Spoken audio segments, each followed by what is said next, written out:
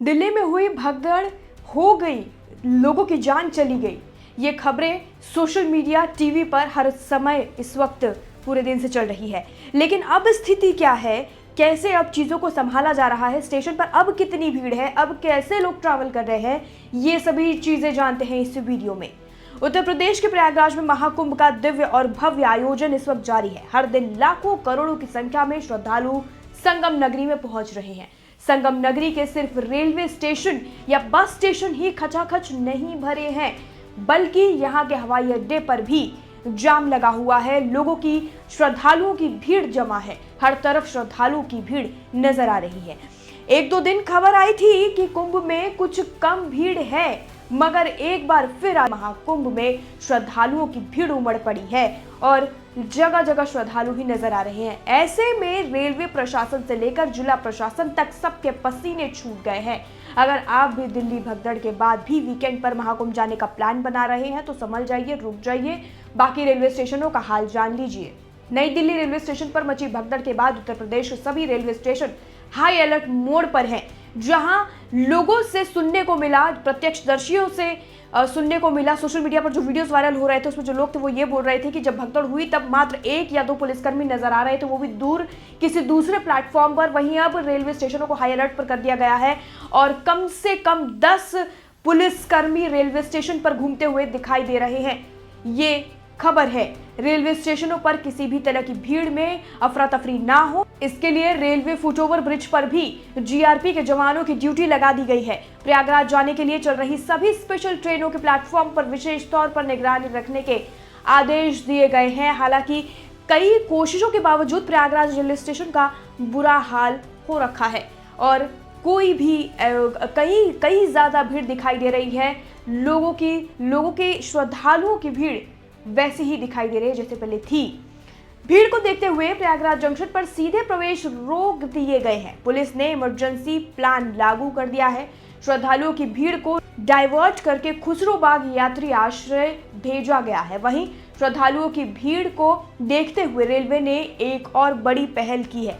On demand 100 special समेत 300 से ज्यादा ट्रेनों का संचालन करके यात्रियों के उनके डेस्टिनेशन तक उन्हें पहुंचाया जा रहा है। वहीं 16 जनवरी सुबह की 5 बजे प्रयागराज जंक्शन की हालत देखने लायक थी।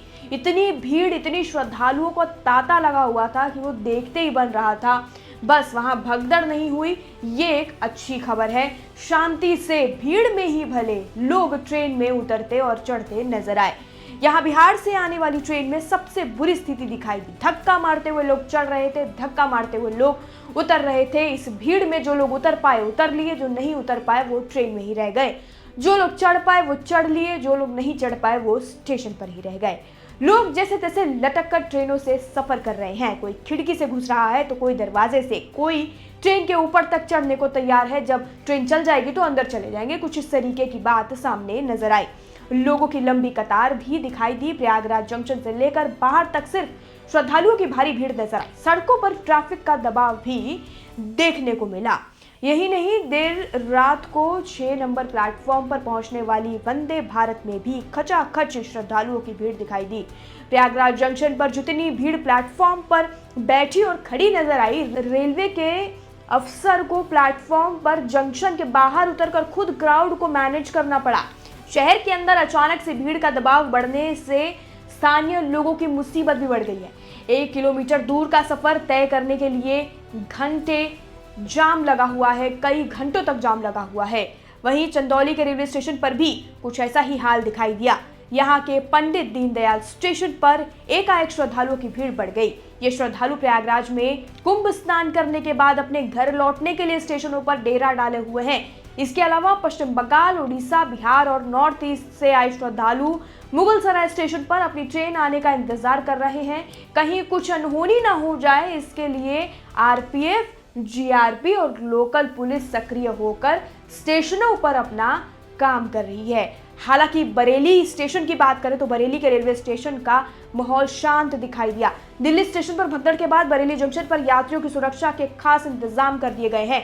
जिले के डीएम और एसएसपी ने खुद रेलवे स्टेशन पर सुरक्षा व्यवस्थाएं परखी, देखी, जाकर वहां का मुआवजा लिया।